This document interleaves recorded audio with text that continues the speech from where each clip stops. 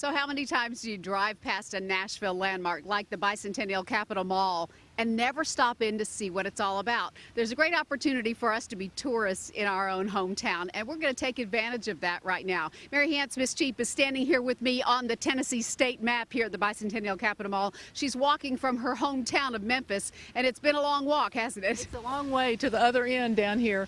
You know, the Bicentennial Capitol Mall has all sorts of self-guided walking tours, but a lot of people don't realize that they actually have tours that you can take where you can find out a lot more about this park and about our state. We thought it'd be fun to do that, so why don't we walk on over and meet one of the park rangers who gives the tours.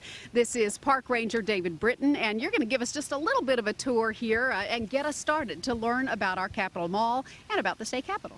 Yeah, the Bicentennial Capitol Mall State Park was built in 1996 to commemorate the bicentennial of the state of Tennessee. June 1st of 1796 is when the state was founded.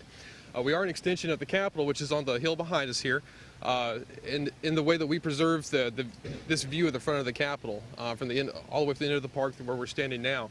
But the rest of the park also serves to commemorate that bicentennial. There's a lot of symbolism, memorials along the way. You can travel through this park and learn about Tennessee's unique and compelling story that makes us who we are. Well, it's like a walking history lesson, I know, and one of the things I think you tell all your tours is that it's not a mall like a shopping mall. What happens about that? That's correct. We have people frequently ask us what stores we have at the mall. But this is a mall in the traditional sense. We're a green space enclosed by a couple of streets, 6th and 7th Avenue here. But again, we serve to preserve this view of the Capitol and Tennessee's cultural history and natural history. We interpret both sides of that.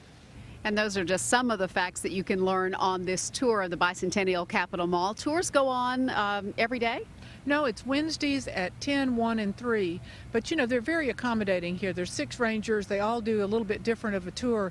But you can call if you have a group or if you just have a special interest, and they'll put together a tour for you. And you can do a guided tour on your own every day. Well, you can do it on your own anytime, but to have them do it is really, that's the way to do it. All right. So there's a great opportunity this weekend to take a step back in time as part of the living history. Well, this is the Tennessee History Festival, and they've been doing this for years. They have black powder demonstrations. They have people dressed up in different periods. It's not just military. Some of it's military, but there's a Choctaw woman from the 1830s. There's Abraham Lincoln, Davy Crockett. It's just a great way to learn some history in a real engaging way. They set up an encampment so you really can see how people lived back in the day. Right, and Friday is a school day. That's the school groups come. I think they've got 1,500 kids come in signed up for that. Saturday is just a public day, but you can come either day.